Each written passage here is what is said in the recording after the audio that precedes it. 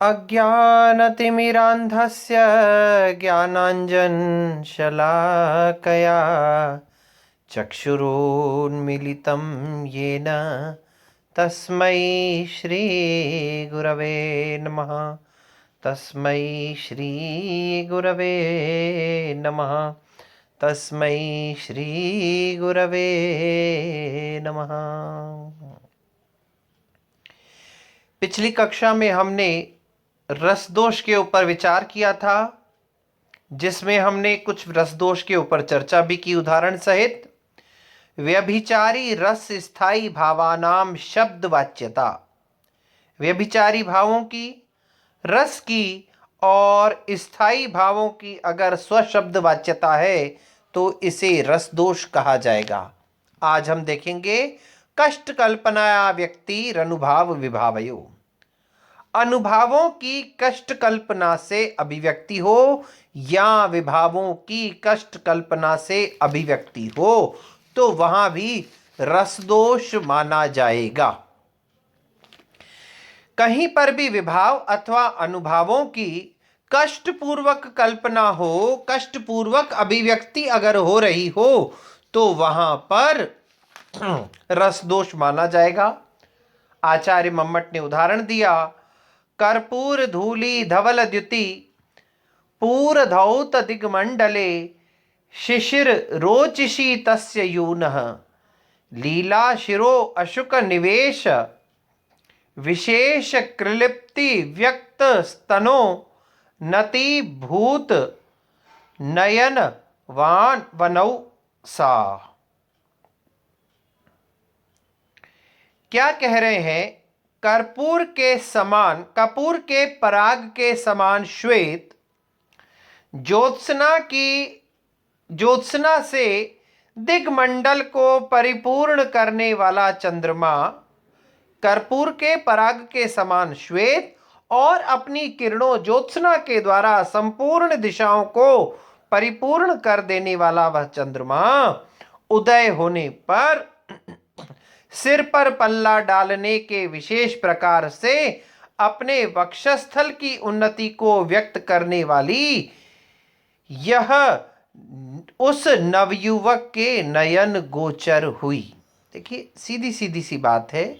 यहाँ जो उद्दीपन है, उद्दीपन विभाव है चंद्रमा और आलंबन रूप विभाव है नायिका। श्रृंगार योग्य विभाव और अनुभाव रूप में विद्यमान है।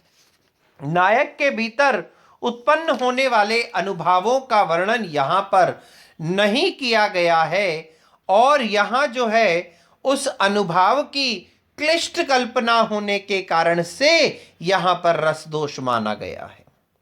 फिर आगे देखिए, परिहरति रतिम मतिम लुनीते स्खलनति वृषम परिवर्तते च भूय इति बत विषमा दशास्य देहम परिभवती प्रसभम किमत्र कुर्मः।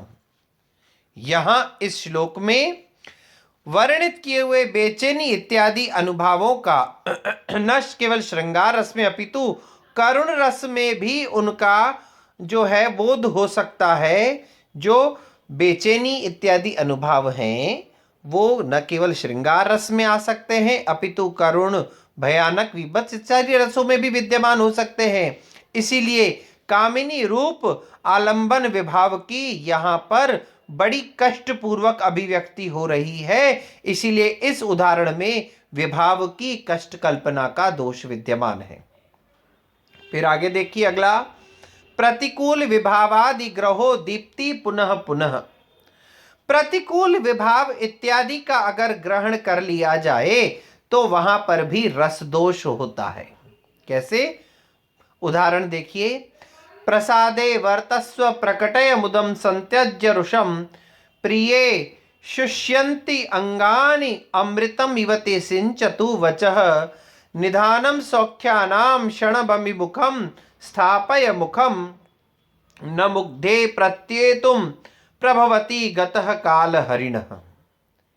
यहाँ एक नायक अपनी रुष्ट हो चुकी नायिका को प्रसन्न कर रहा है और कह रहा है, हे मुग्धे, हे मुग्धा, आप मान जाओ, प्रसादे वर्तस्व, आप मान जाओ और कुछ मुस्कुरा दो, कुछ प्रकट में आप थोड़ा सा मुस्कुरा दो, यह गुस्सा छोड़ दो, इस गुस्से का रुषम संत्यज्य, इस रोष का सम्यक प्रकार से त्याग कर दो। हे प्रिय, इस नाराजगी के कारण शुष्यति अंगानी, मेरे अंग सूख रहे हैं।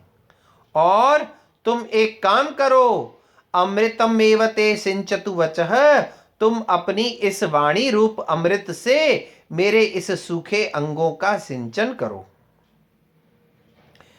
निधानम सौख्यानाम क्षणम अभिमुखम स्थापय मुखम, मेरे सारे सुखों का आधार अपने इस सुंदर मुख को जरा एक बार मेरे सामने करो। हे मुग्धे, ध्यान रखना, गया हुआ यह समय रूपी मृग वापस लौट करके नहीं आ सकता है।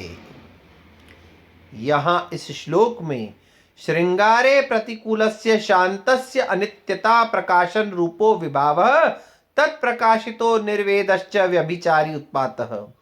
श्रृंगार रस के प्रतिकूल अनित्यता प्रकाशन रूप शांत रस के विभाव का और उसके प्रकाशित निर्वेद रूप व्यभिचारी भाव का प्रतिपादन किया गया है। इसीलिए यहां पर प्रतिकूल विभाव आदि का ग्रहण माना गया है। देखिए, ये जो प्रकरण चल रहा है ये श्रृंगार रस का प्रकरण है। अब श्रृंगार रस में वो बात क्या कह रहे हैं कि यह गया हुआ समय रूपी मृग वापस लौट करके आने वाला नहीं है। तो यह जो यौवन की अनित्यता है, ये इस प्रकार का जो भाव होता है। आपने भर्तृहरि का श्रृंगार शतक भी देखा और वैराग्य शतक भी देखा।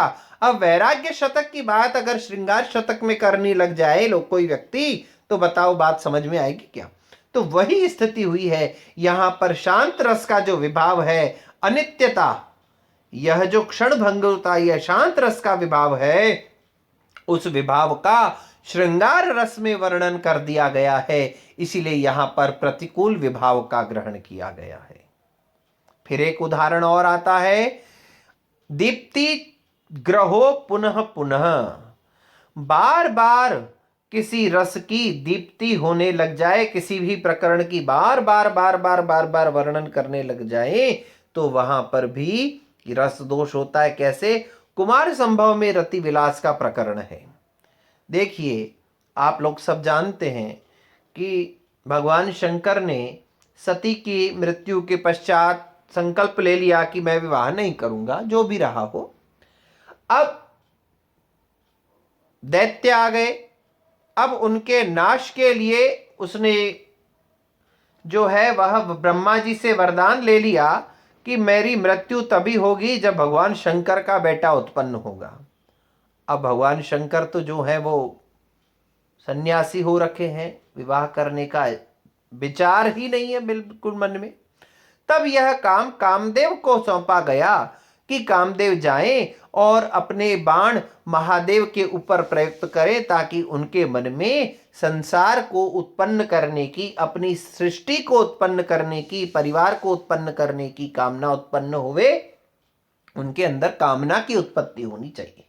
अब वहां भगवान शंकर के पास कामदेव चले जाते हैं और उनके ऊपर पंचबाणों से प्रहार कर देते हैं। जैसे ही भगवान शंकर की समाधि में वो पंचबाण लगते हैं, उनका तीसरा नेत्र खुल जाता है और कामदेव भस्म हो जाते हैं। यहां तक की कथा आप लोगों को पता है। अब क्या होता है, कुमार संभव में क्या वर्णन है कि वो जो रति विलाप कर रही है, रति कौन है? कामदेव की पत्नी। वो बहुत बार बार विलाप कर रही है, चौथे सर्ग से प्रारंभ करके, और वो पूरे लास्ट तक चलता ही आ रहा है, रोते ही जा रही है, रोते ही जा रही, रोते ही जा रही। अरे भाई, सुन सुन करके भी, देख देख करके भी सामने वाला परेशान हो जाएगा। ठीक है, उसका पति गया है, वो सब बात समझ में आ रही है, विलाप भी सही है, लेकिन उस विलाप का बार बार वर्णन करना यह एक रस दोष को उत्पन्न कर देता है। तो इसीलिए यह जो रस दोष है कैसा है? दीप्ति पुनः पुनः।